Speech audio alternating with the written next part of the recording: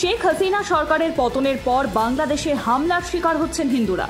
তাদের বাড়িঘর সম্পত্তিতে হামলার অভিযোগ পর্যন্ত উঠছে। বাদ যাচ্ছে না হিন্দু মন্দিরও। অন্তর্বর্তী সরকার গঠিত হলেও অশান্তি থামেনি। এবার এইসব অত্যাচারের প্রতিবাদে পথে নেমেছেন হাজার হাজার হিন্দু।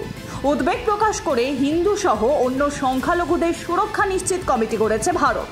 সম্প্রতি সেখানে সংখ্যালঘু সম্প্রদায়ের হাজার হাজার মানুষ সমাবেশও করেছিলেন। অন্তর্বর্তী সরকারের কাছে তারা ৮ দফা দাবি পর্যন্ত জানান। সেই দাবির মধ্যে রয়েছে আসন্ন দুর্গাপুজোর জন্য ৫ দিন ছুটির দাবিও।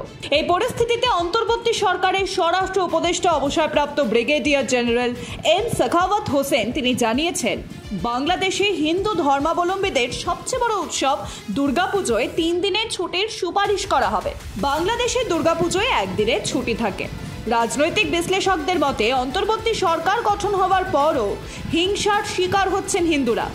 মন্দির ধ্বংস করা হচ্ছে জানিয়ে ঢাকা, চট্টগ্রামের মতো নানান জায়গায় প্রতিবাদ বিক্ষোভ হচ্ছে। পথে নেমেছে হিন্দু সম্প্রদায়।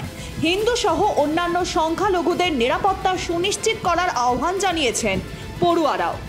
এই আবহে দুর্গাপুজোকে ঘিরে বড় সিদ্ধান্ত নিয়ে সম্প্রীতির বার্তাই দিতে চাইল এই নয়া সরকার। এদিকে হিন্দুদের উপর হামলা নিয়ে অন্তর্বর্তীকালীন সরকারকে দ্রুত পদক্ষেপ চেয়েছে রাষ্ট্রসংঘ।